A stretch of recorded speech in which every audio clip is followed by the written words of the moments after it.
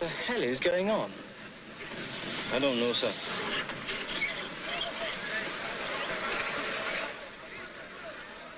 The agent got a telegram, and it just said he is coming. And gave the time of the train.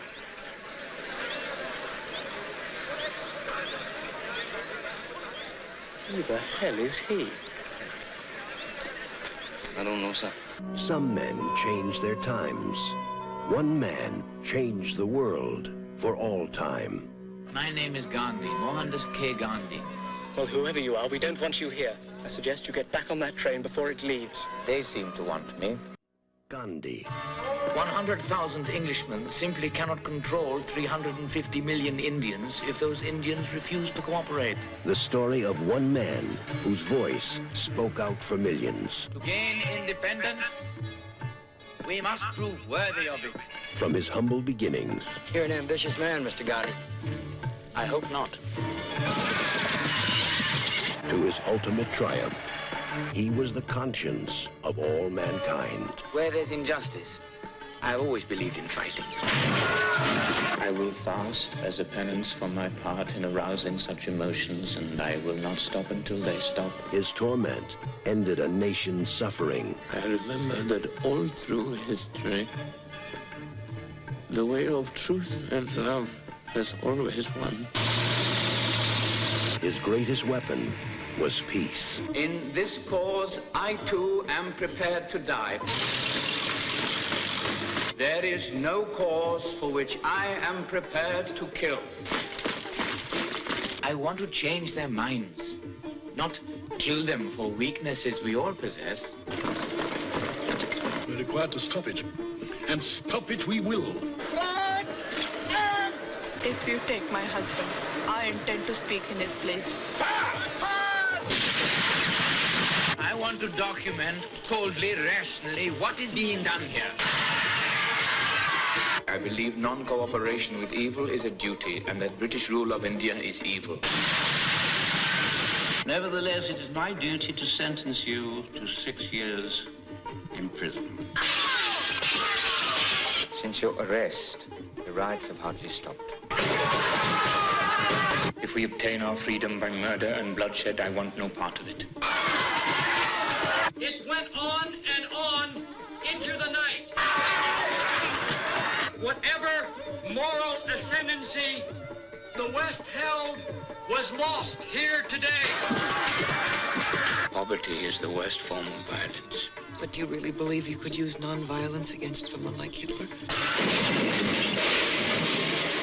What you cannot do is accept injustice from Hitler or anyone. You must make the injustice visible.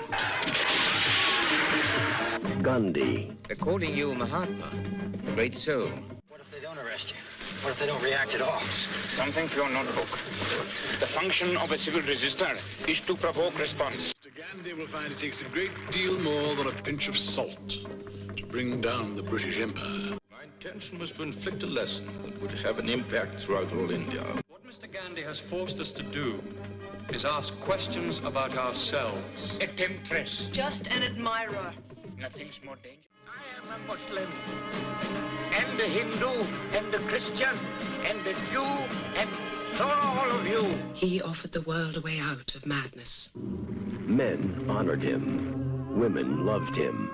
An empire feared him. A nation worshipped him. Long live Mahatma Gandhi! Long live Mahatma Gandhi! Albert Einstein said, generations to come will scarce believe that such a one as this, ever in flesh and blood, walked upon this earth.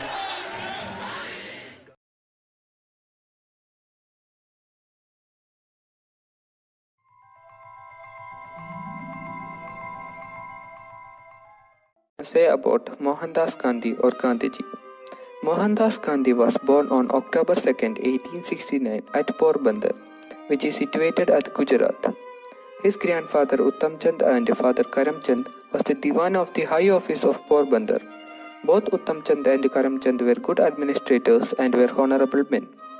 Karamchand Gandhi was a lover of his clan and was a very truthful, generous and brave person. He was the strongest formative influence on young Mohandas Gandhi. Putlibai Gandhi was the mother of Mohandas Gandhi. She was a capable woman who made herself felt in court circles through her friendship with the ladies of the palace, but the chief interest was in home.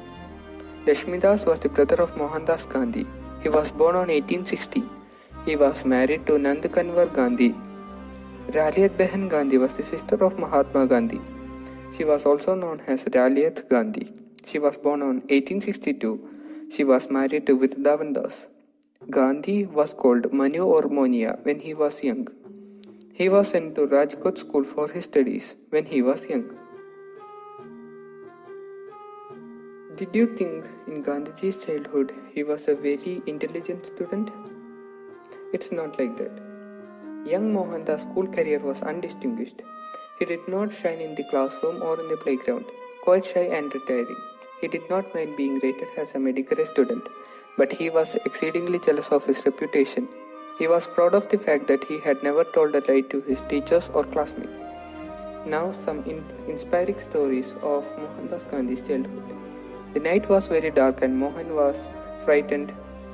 He had always been afraid of ghosts. Whenever he was alone in the dark, he was afraid that a ghost lurking in some dark corner would spring on him.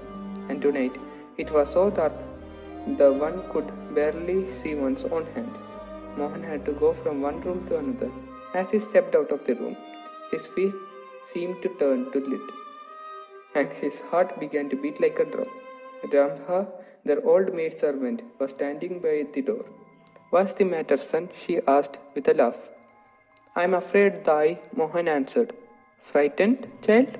Frightened of what?" "See how dark it is. I'm afraid of ghosts," Mohan whispered in a terrified voice. Ramha patted his head affectionately and said, "Whoever heard of anyone being afraid of dark? Listen to me. Think of Rama, and no ghost will dare to come near you. No one will touch a hair of your head. Rama will protect you." Ramha's word gave Mohan courage. Repeating the name of Rama, he left the room, and from the day, Mohan was never lonely or afraid. He believed that as long as Rama was with him, he was safe from the danger. The faith gave Gandhiji strength throughout his life, and even when he died, the name of Rama was on his lips. Mohan was now another inspiring story about Mohandas Gandhi's childhood. Mohan was very shy. As soon as the school bell rang, he collected his books and hurried home. Other boys chatted and stopped on the way, some to play, others to eat, but Mohan always went straight home. He was afraid that the boys might stop him and make fun of him. One day, the inspector of the school, Mr. Gills, came to Mohan's school. He read out 5 English words to the class and asked the boys to write them down. Mohan wrote 4 words correctly, but he could not spell the 5th word, kettle. Seeing Mohan's hesitation, the teacher made a sign behind Inspector's back that he should copy the word from the neighbor's slate, but Mohan ignored the signs. The other boys wrote all the 5 words correctly. Mohan wrote only 4. After the inspector left, the teacher scolded him. "I told you to copy from your neighbors," he said angrily. "Couldn't you even do that correctly?" Everyone laughed. As he went home that evening, Mohan was not unhappy. He knew he had done the right thing. What made him sad was his teachers asked him to cheat. So these were some inspiring stories from Mohandas' childhood. Now about his inspiration. Young Mohandas was greatly inspired by true mythological characters in his childhood. He embedded the truthfulness inspired by Raja Harishchandra, the epitome of ultimate truth, who gave up his kingdom and wife and child to follow the path of truth. He learned dedication, devotion and selflessness from Shravan Kumar. That's all about Gandhiji's childhood. Now I invite Rohit to say about Gandhiji in his youth. We have seen the childhood life of Gandhiji. Now let us take a look into Gandhiji's youth and educational life. This phase of his life was quite challenging but changed him a lot in his personality wise. Gandhiji was married to Kasturbha at the age of 13 in 1883. He had 4 children: Harilal Gandhi, Maninal Gandhi, Ramdas Gandhi, Devdas Gandhi. He was an introvert and always wanted to avoid socializing. Gandhiji was a responsible and a caring husband. Gandhiji taught Kasturbha everything he knew. He told that it is his ambition to make his wife an ideal and a learned, educated lady. But Kasturbha chose not to master the lessons because she was tired and impatient due to the whole day's tiring work. And also, she thought that getting an education would destroy the relationship with her mother-in-law. Education was considered unusual at those times. After Gandhiji's schooling, he wanted to become a doctor, but due to his religious prejudice, he chose barrister as his profession. He joined the Samaldas College in Bhavnagar, Gujarat. He was not happy in Samaldas College and wanted to go to England for his studies. But England cost too much and his family was in poverty as his father died. His brother raised money for his England journey. At this point of time, he took some vows. These vows completely changed his life. His vow was that he won't drink alcohol, never look at a woman or become a womanizer, and will not touch meat. This was the vow he took when he was going abroad. He sailed a ship in 1888, but before this, his caste members denied his journey to London and told him that he should leave his caste if he wanted to go to London. So he decided to leave the caste and sailed. After 10 days, he reached England. He joined the famous Inner Temple College in London to study law. Gandhiji took his studies seriously. During his years in London, Gandhiji struggled a lot, not financially but emotionally. He was unable to cope up with the cosmopolitan lifestyle in London. Transition from India to London was not easy for him. He was not able to adjust with Western food, dress, and felt awkward wearing an Indian dress. His friends told him not to be a vegetarian and it would harm his studies and health. But Gandhiji was a man who kept his words and continued to be a vegetarian. He found some restaurants which gave vegetarian food and he even joined the London Vegetarian Society. He attended its conferences and contributed many articles.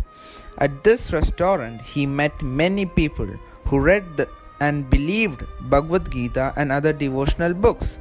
This helped him a lot to shape his personality and eventually his interest in politics. He returned to India in 1891 from London. His mother died in his absence in 1891. Gandhiji was still looking for a stable employment. At the beginning, he argued in a court in Bombay. He even took a part-time job as a teacher in Bombay. After this, he returned to his home at Gujarat and he made a living by drafting petitions for litigants. But that mode of living was also closed down due to the displeasure of a local British officer. In 1893, referred as a year of his turning point, he got an offer which he couldn't say no to. It was a contract from an Indian firm in Natal, South Africa. He was called South Africa for arguing a case. Today's youth is exposed to many bad habits such as smoking, drinking, etc. Gandhiji showed us that although he was in a drinking practiced country, he resisted from alcohol and kept his vows. He taught the youth that we should resist from these bad habits and never break our vows. This was the life of Gandhiji in his youth. Now let us take a look into his life in South Africa, where he really became a Mahatma. Over to Nandana for his days in South Africa.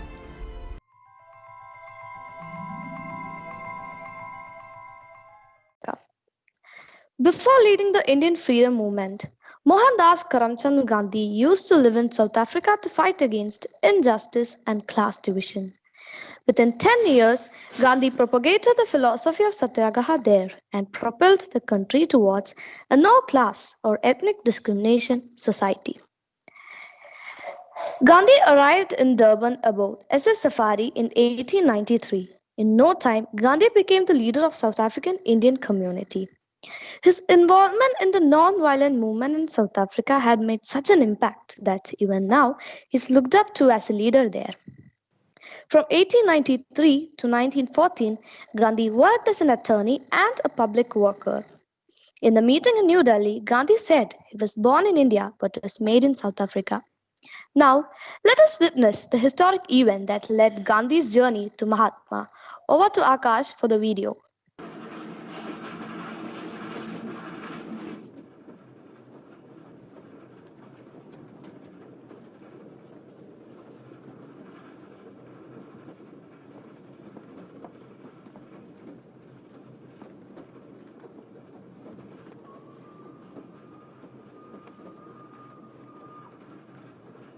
Tell me, do you think about hell? No, neither do I. But this man here is a Christian, and he's written that in order to believe...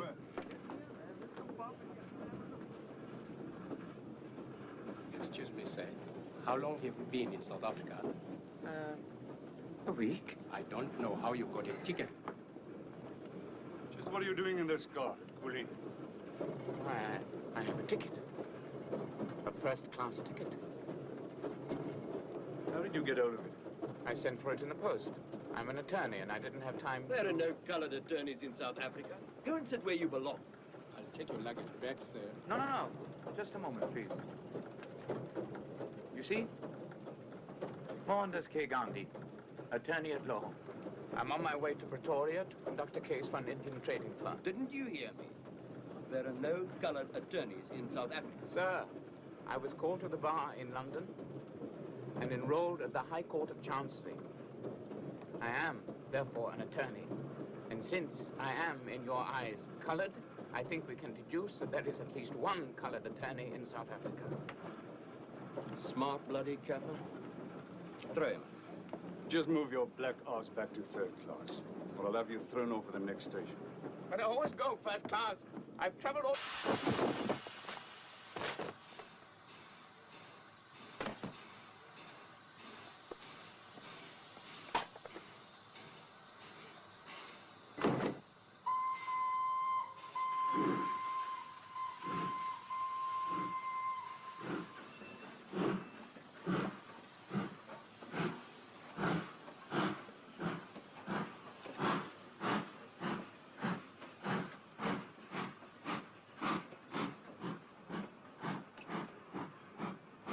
This incident was the first encounter of Gandhi with class discrimination and racial discrimination, and there became the beginning of the making of Mahatma. The NIC, Natal Indian Congress, was the first of the Indian Congress to be formed. It was established in 1894 by Mahatma Gandhi to fight discrimination against Indian traders in Natal. The NIC continued to play a vital role in attaining South Africa's independence even after Gandhiji's departure from South Africa. Mahatma Gandhi created the Natal Indian Ambulance Corps for use by the British as stretcher bearers during the Second Boer War, with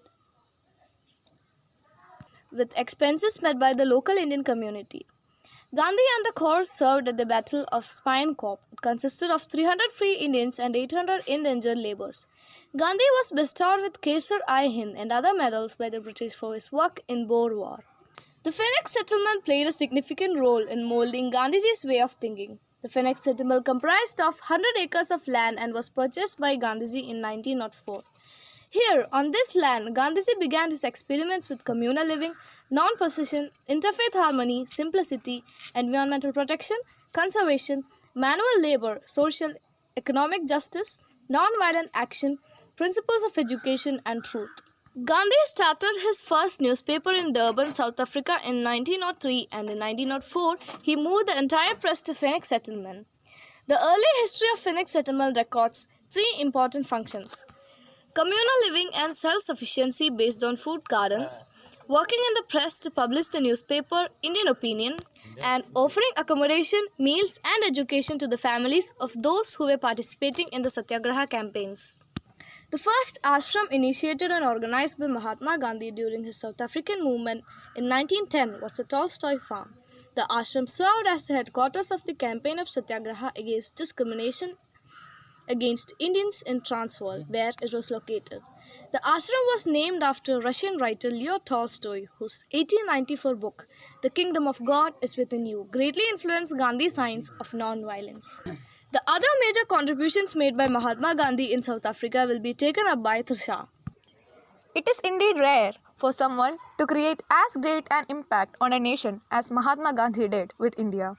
Mohandas Karamchand Gandhi, who has the honor Mahatma added to his name, was an Indian lawyer, politician and anti-colonial nationalist. Moreover, this man was inspired by several civil rights and freedom movements across the world. Mahatma Gandhi, whose 151st birth anniversary is being celebrated by the country, had learned his first lessons in non-violence and satyagraha in South Africa, where he practiced law.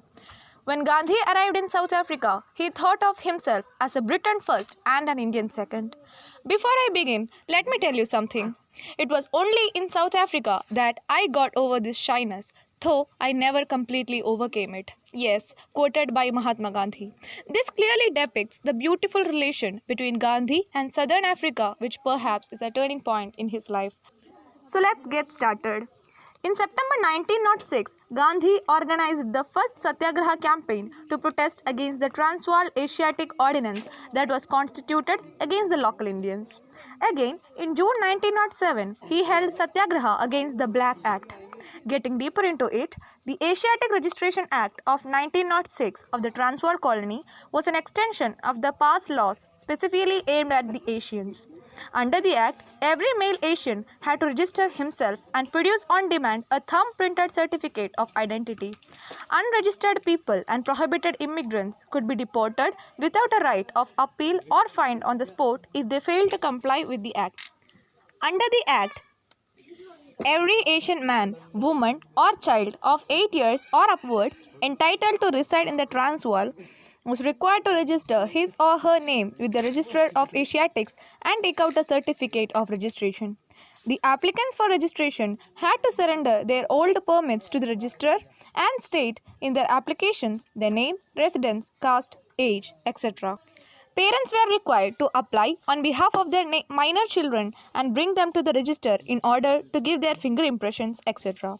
In case of parents failing to discharge this responsibility laid upon them, the minor, on attaining the age of 16 years, was required to discharge it himself, and if he defaulted, he made himself liable to the same punishments as could be awarded to his parents. In the book Satyagraha in South Africa, Gandhi outlines how he developed the concept of Satyagraha in South Africa. In it, he provides a summary of the nature and content of the Transvaal Asiatic Registration Act, which he later renamed Black Act. The extract also provides a useful description by Gandhi of why the Black Act was resisted on the grounds of the safety of the Indian community and to prevent the Asiatic community of South Africa suffering an intolerable humiliation. Moving on to the next incidents highlighted at South Africa. On 21st January 1914, Mohandas Karamchand Gandhi and Jan Christian Smuts reached an agreement aimed at settling the long struggle over the rights of Indian immigrants in South Africa. From 1860, tens of thousands of Indian indentured laborers had been brought to the Natal to work on the sugar plantations. They were followed by other Indians who crossed the Indian Ocean either to work as laborers in South Africa or to open business there. As the businessmen, many of whom were Muslims, prospered, the white community saw them as an increasingly powerful and dangerously influential element in the South African society. When the indentured laborers completed their contracts, they or their families overwhelmingly chose to stay in South Africa, particularly in Natal. When Natal became a fully self-governing colony in 1893, the newly established responsible government began a campaign to strip Indians of any political privilege they enjoyed and to obstruct the full citizenship of the Indian immigrant population as a whole. The 1896 Franchise Act passed in the Natal Parliament effectively disenfranchised Indians who were not mentioned specifically in the legislation by initially denying the vote in Natal to anyone whose home country did not have its own parliamentary representation. The Europeans were generally resentful of further non-white immigration and feared the competition of Indian migrants in trade. Between 1908 and 1913, Gandhi fought against the British and was sentenced to jail for organizing the non-violent movements first in 1908 and then in 1909. But after the intervention from General Smuts, he was released, but Smuts broke his commitment. In 1909, he was sentenced to a 3-month jail term in Pretoria. After his release, Gandhi went to England to seek the assistance of the Indian community there. The Indians made a bonfire of their registration certificates and decided to defy the ban on immigration to the Transvaal. Jails began to be filled. Gandhi was arrested a second time in September 1908 and sentenced to 2 months' imprisonment. In February 1909, he was arrested a third time and sentenced to 3 months' hard labor. He made such good use of time in jail with study and prayer that he was able to declare that the real road to ultimate happiness lies in going to jail and undergoing sufferings and privations there in the interest of one's own country and religion. Before the present term was over, General Jan Smuts sent him an emissary proposed that if the Indians voluntarily registered themselves to promise to repeal the act. Then after he was released, he went to England to seek the assistance of the Indian community there. Then happened an event in South Africa which none has expected. Gandhi also led a movement against the nullification of non-Christian marriages in 1913. Many married men came to South Africa from India, while some Indians contracted a marriage in South Africa itself. There is no law for the registration of ordinary marriages in India, and the religious ceremony suffices to confer validity upon them. The same custom ought to apply to Indians in South Africa as well, as although Indians had settled in South Africa for the past 40 years. Gandhi organized another peaceful campaign in Transvaal against the oppression that Indian miners were suffering from. He led around 2,000 Indians across the Transvaal border. Thus, Gandhi, a young Indian lawyer working in South Africa, refuses to comply with racial segregation rules on a South African train and is forcibly ejected at Pietermaritzburg. Born in India and educated in England, Gandhi travelled to South Africa in early 1893 to practice law under a 1-year contract. Despite all, Gandhiji is revered as an inspiration in South Africa for showing the path to freedom. Nelson Mandela, while accepting the Nobel Peace Prize in 1994, has said that he owed his success to Gandhi. Finally, Gandhi left South Africa in July 1914 to return to India. So now the rest of the presentation will be taken up by Pradeepta and Bhavana.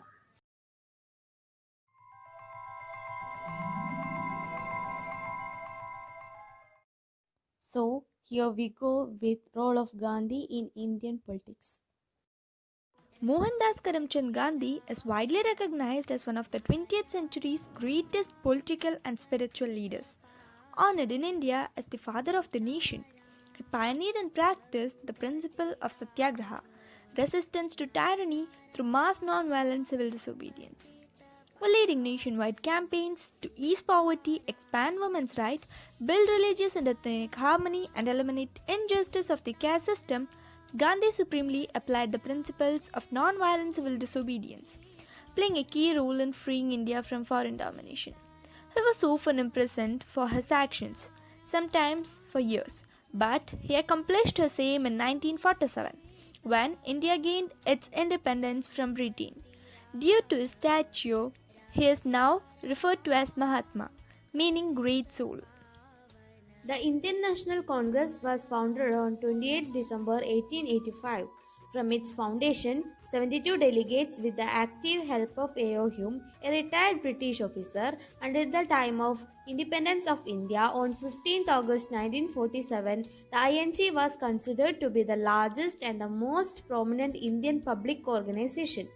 INC was founded to form a platform for civic and political dialogue of educated Indians with the British Raj at Goguldas Tejpal Sanskrit College in Bombay. Umesh Chandra Banerjee of Calcutta was elected as the first president. Gandhi transformed the Congress from an elitist party to an organization of the people.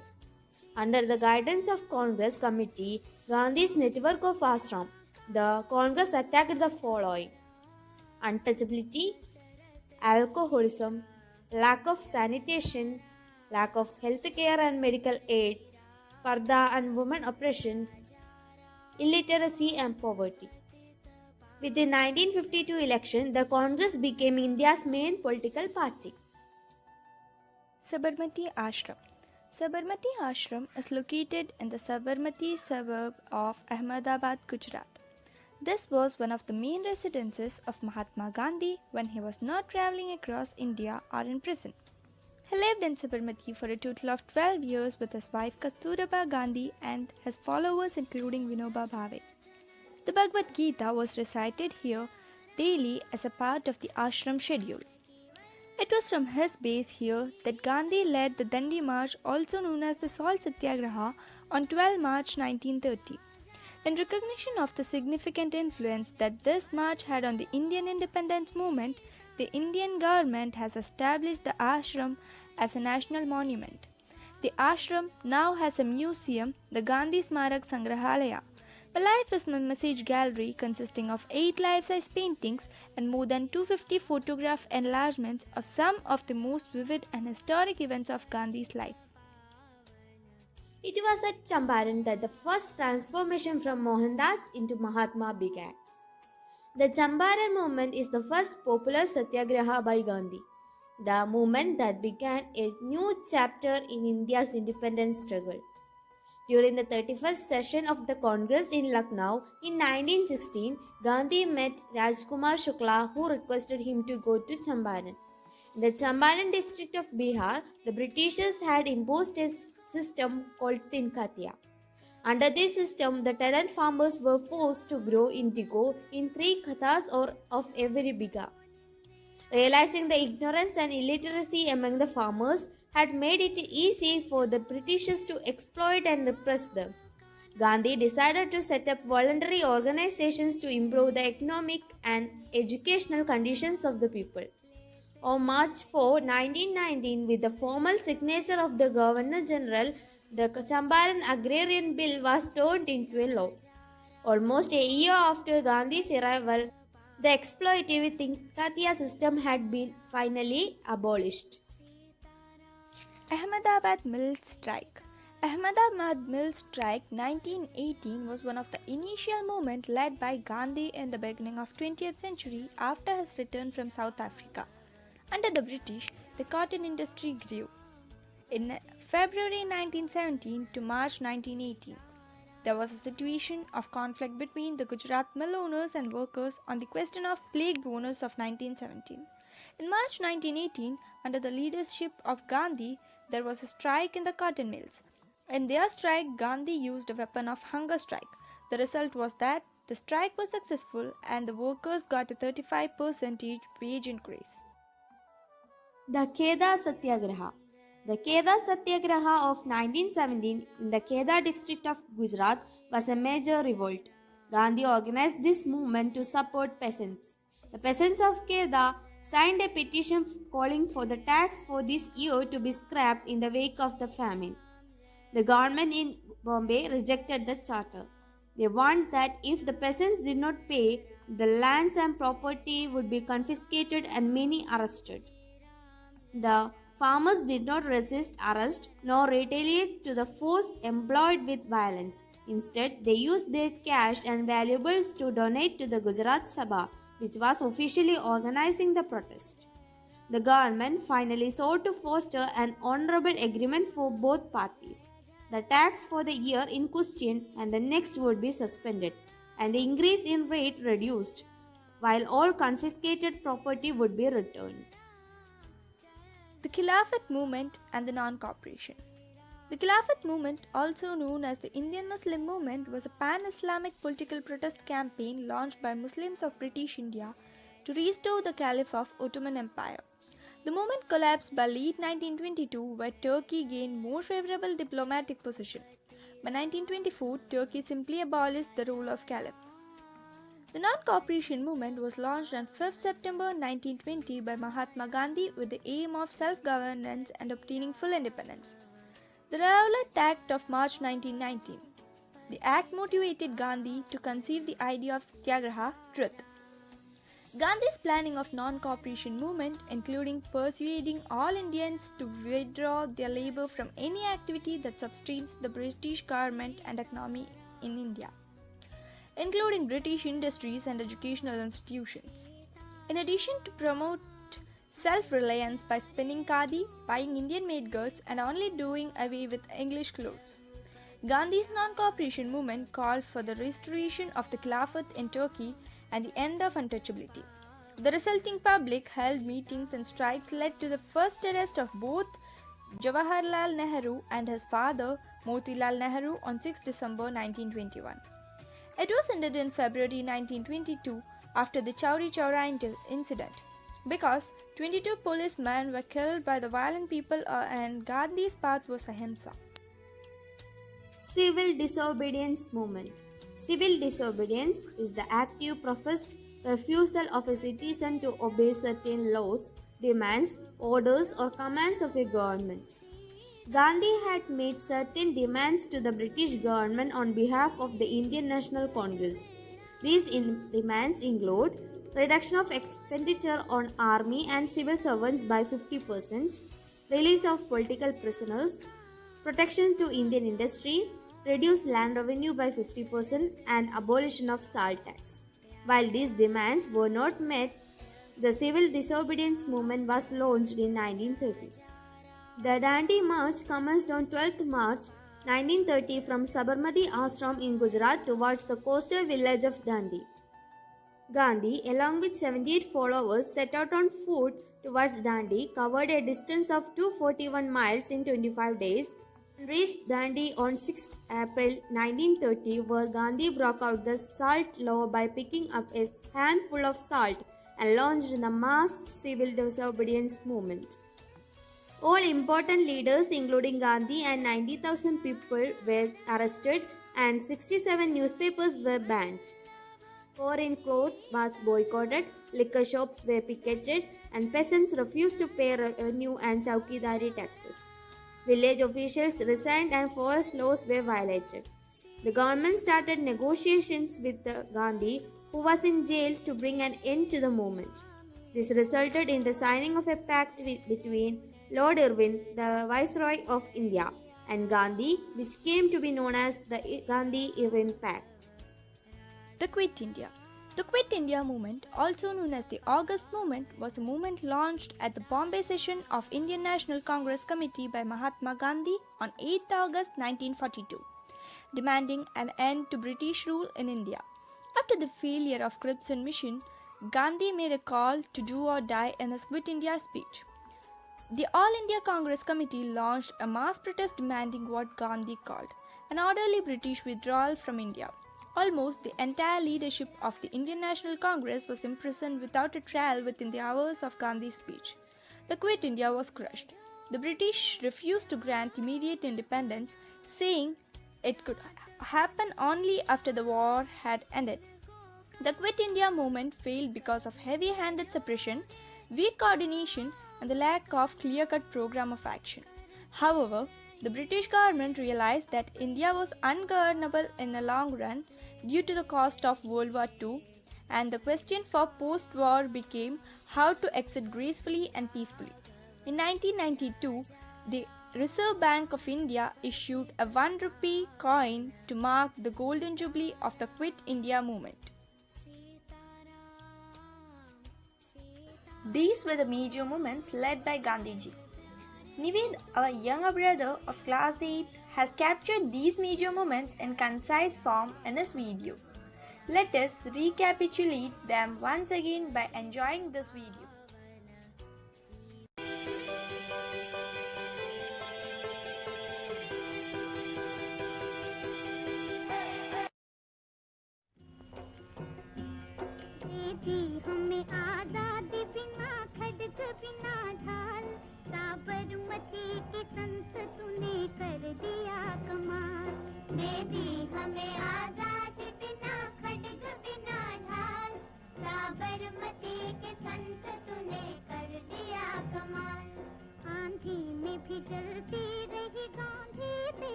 लड़ाई दाहिन कहीं तोप न बंदूक चला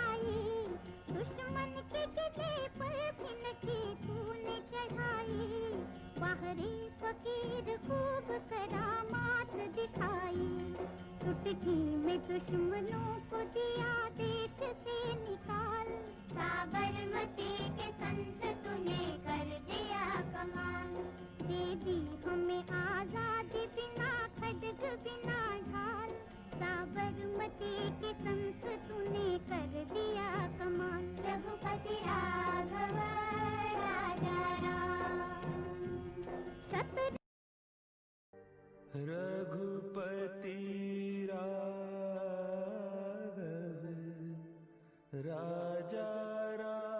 Now let us move on to part 4, Gandhi's religious beliefs, cultural and social reforms.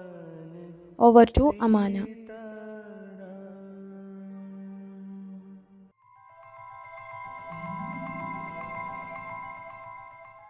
Mahatma Gandhi's religious beliefs, cultural and social reforms. Vaishnav Janato, Tene Kahiye Je, Peed Parai Jane Re. This was a unique bhajan of Gandhiji which distinctly proves how sovereign and welfare-oriented Gandhiji's religion was.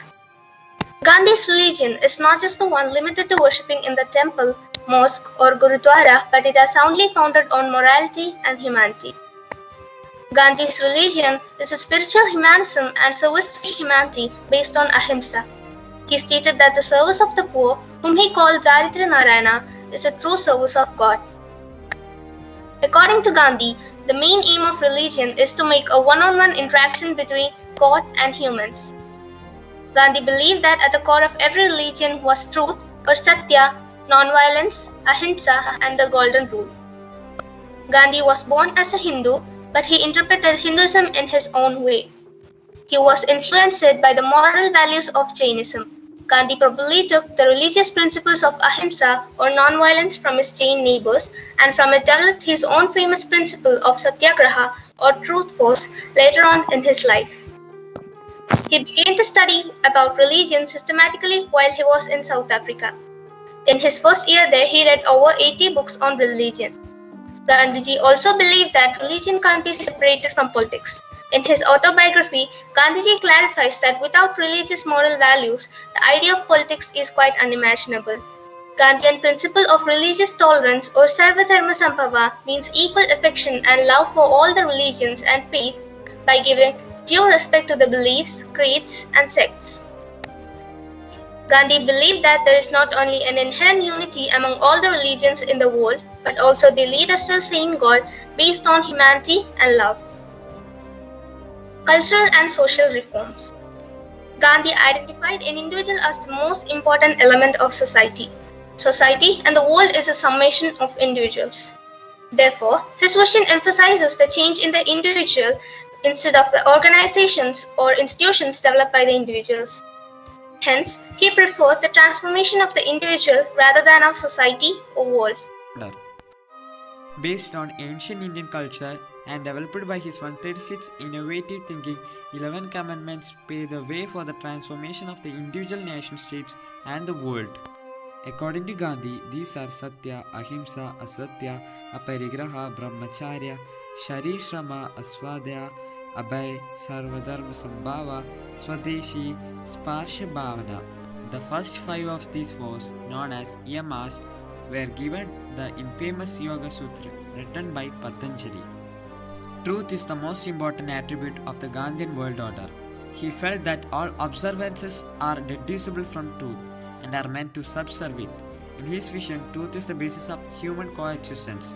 Therefore, the social and community relations of all levels can be maintained on the truth only. Gandhi emphasized the change in the personal and social milieu of individuals, which will lead the way to the establishment of peace, equality, and mutual cooperation in society. Gandhian ideas are to be adopted in the present world in order to convert it into the desired egalitarian, non-violent, non-exploitative, and human world.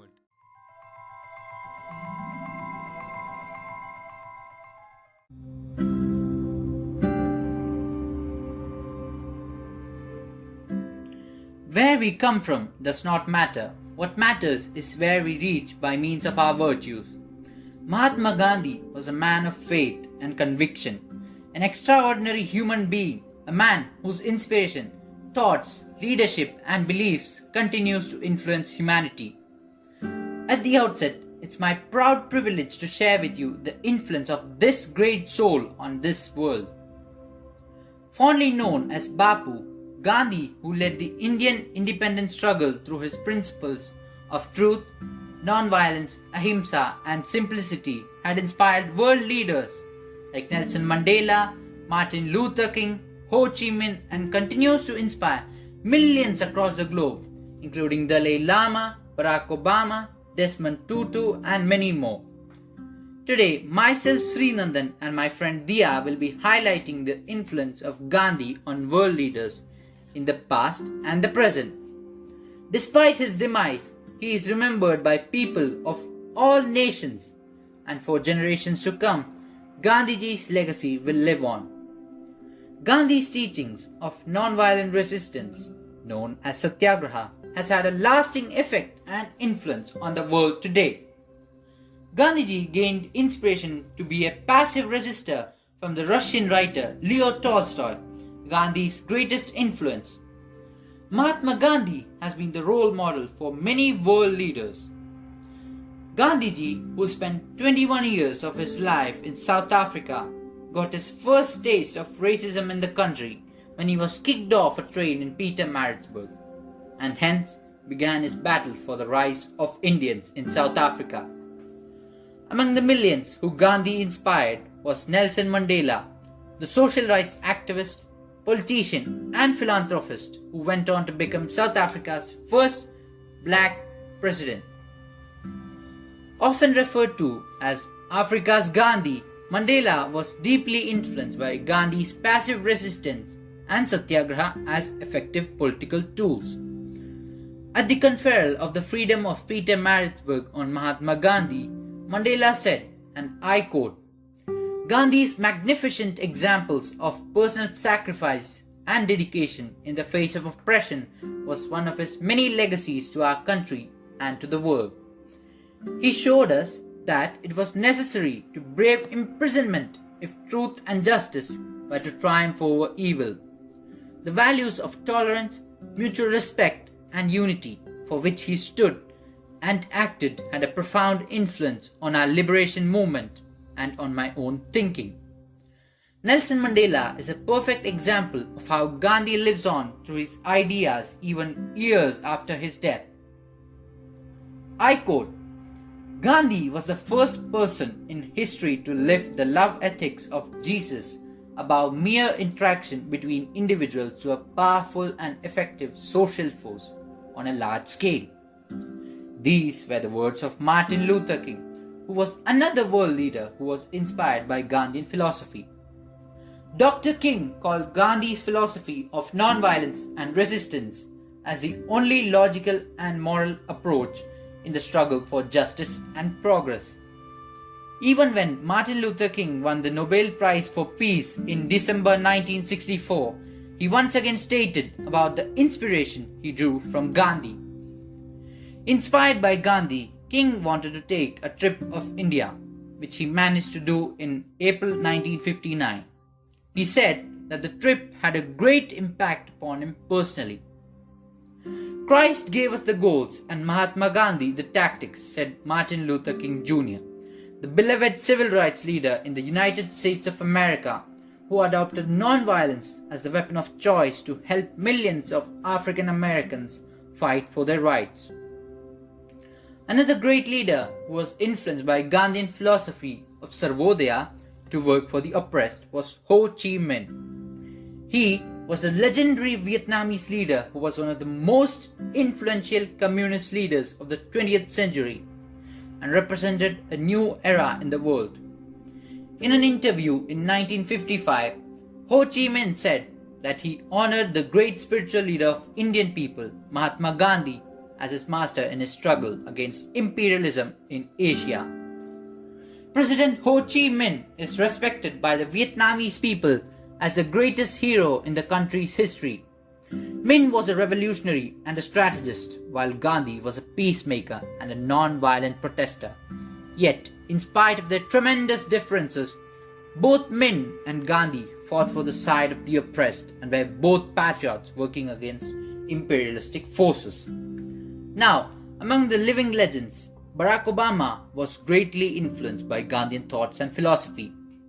Barack Obama, who scripted history by becoming the first black president of the US in 2009, has often talked about the influence Mahatma Gandhi had on his life. In 2009, when visiting Wakefield High School in the US, a 9th grader asked the would-be president, "If you could have dinner with anyone, dead or alive, who would it be?" The president chuckled and answered, "Well, dead or alive, that's a pretty big list. You know, I think that it might be Gandhi, who's a real hero of mine." Such was Gandhi's influence on this leader. Obama, in the visitor's book at the Rajghat Memorial, wrote, "The spirit of Gandhi is very much alive in India today, and it remains a rare gift to the world. May we always live in the spirit of love and peace among all people and nations." Barack Obama has mentioned Gandhi on several occasions, even in his Nobel Peace Prize acceptance speech in 2009. Invoking Gandhi, Obama said he found inspiration in his principle of "Be the change that you wish to see in the world.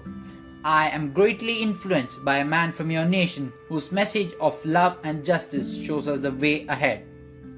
In the words of Dalai Lama, the best way to remember Mahatma Gandhi is to follow his message of peace, non-violence and simple living in our own lives. Now, over to Dia for more living legends who were influenced by Gandhian philosophy.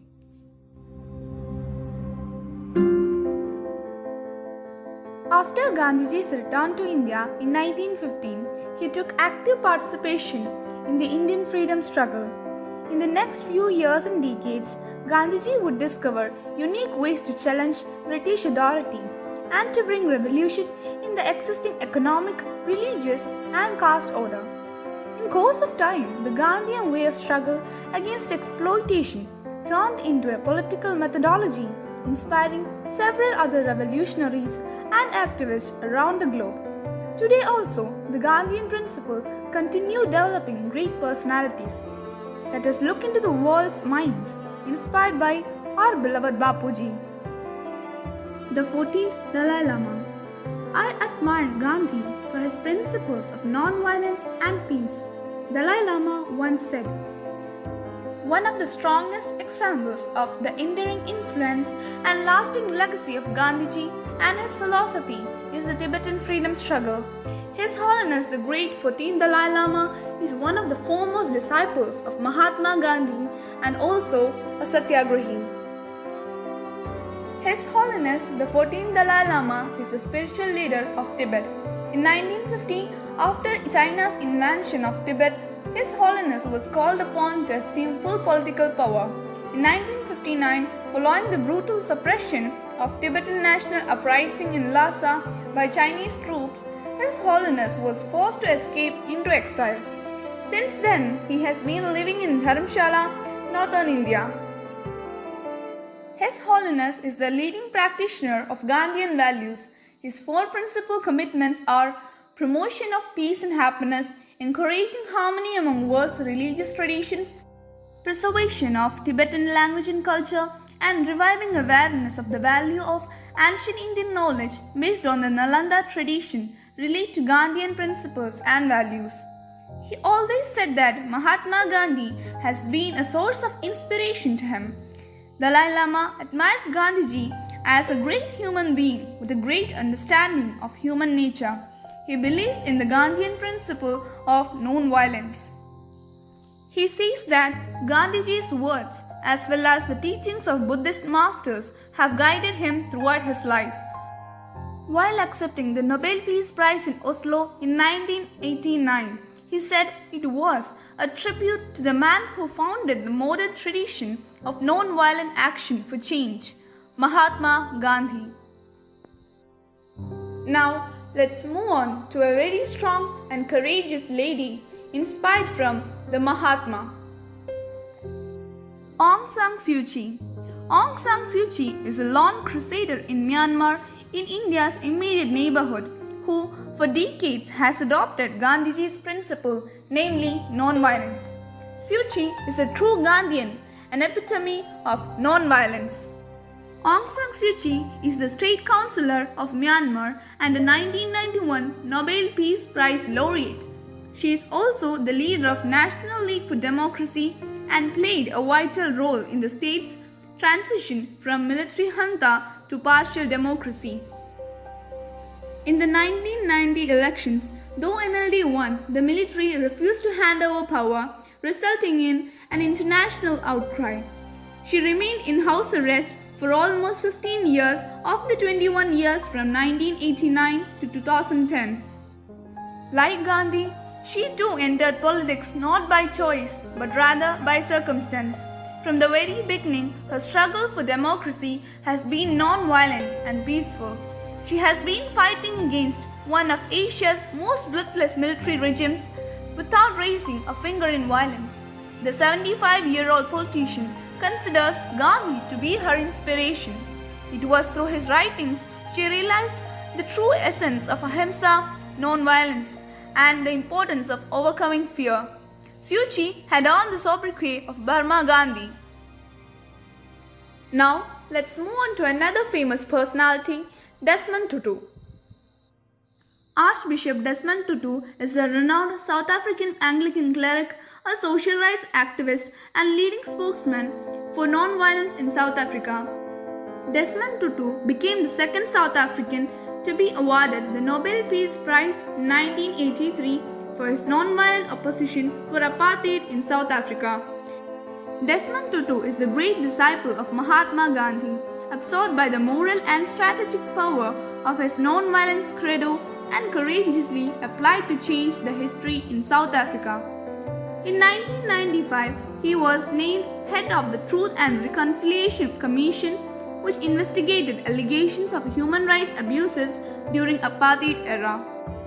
Archbishop Desmond Tutu has been awarded the Gandhi Peace Prize in 2005 in recognition of his invaluable contribution towards social and political transformation through dialogue and tolerance. Mahatma Gandhi still inspires the world and remains a relevant thinker because of his theory and practice of ahimsa, non-violence, and satya, truth. Mahatma Gandhi once said, "An eye for an eye only ends up making the whole world blind." And yes, he chose non-violence. Now, I would like to invite Emilda to take up part 4 of the presentation dealing with Gandhiji's principles.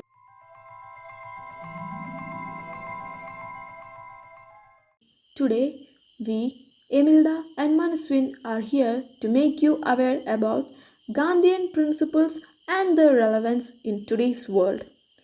The most important Gandhian principles are truth, non-violence, cleanliness, satyagraha, and sarvodaya. His message of truth and non-violence is very relevant for us even today, for peace, development, and progress in the world.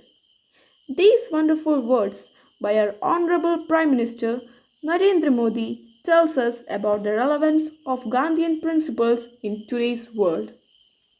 Now, let's go deeper into the principle. Truth or Satya. Gandhiji was a believer and follower of truth. He believed that truth is God. According to him, there is no religion higher than truth. He taught us that there should be truth in thought, truth in speech, and truth in action through his life. He preached the concept of experimenting with truth, a phrase that also formed the subtitle to his autobiography. Relevance of truth in today's world. The Gandhian principle truth is very relevant in today's world.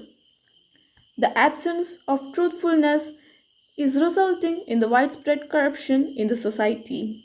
So, it is the duty of all of us to be truthful and honest to self and to public. Being honest and truthful makes a man perfect and gain respect from others. The next principle is non-violence or ahimsa. Gandhiji was always in favor of non-violence. He considered it as his weapon in the struggle for freedom. Gandhiji teaches that the one who possesses non-violence is blessed.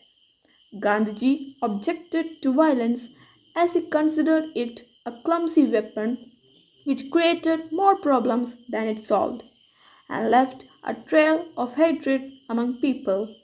According to Gandhiji, a true non-violence activist accepts violence of himself without inflicting it on others.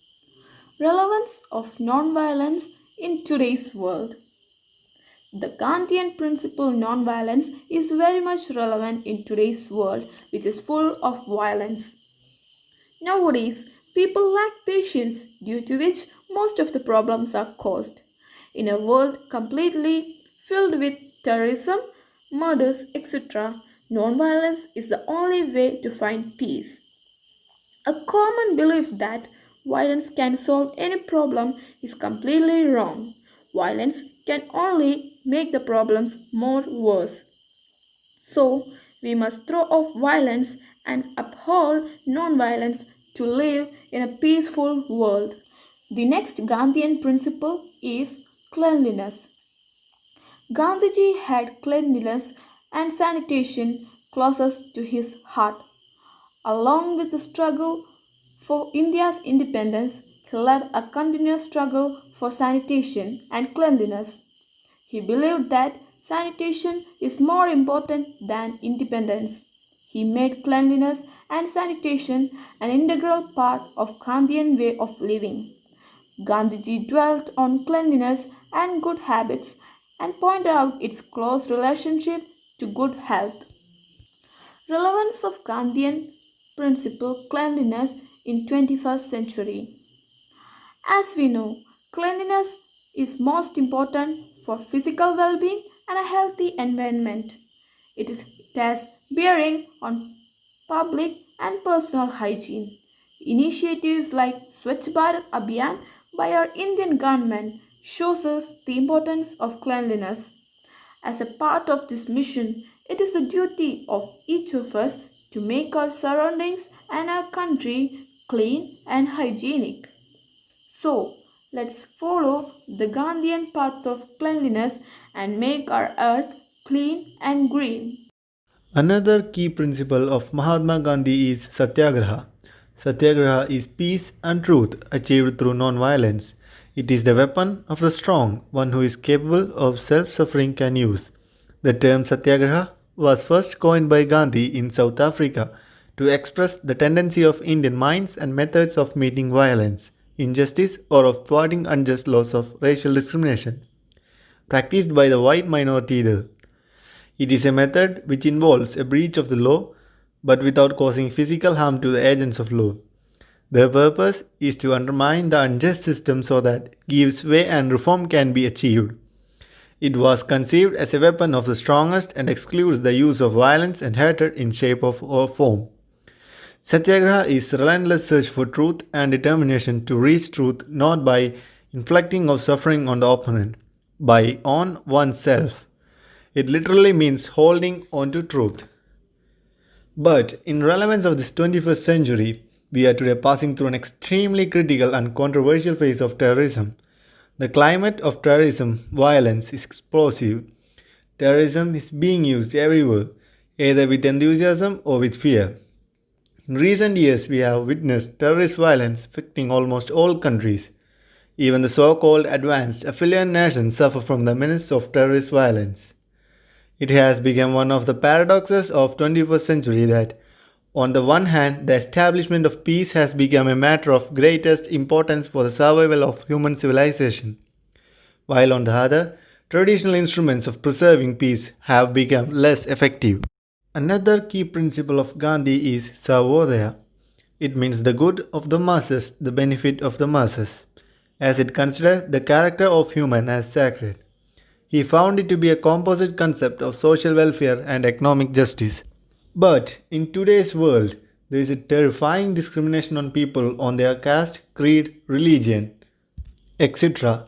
If you have money and power, then you are treated in a better manner in society, and the social welfare and economic justice is being sinking day by day.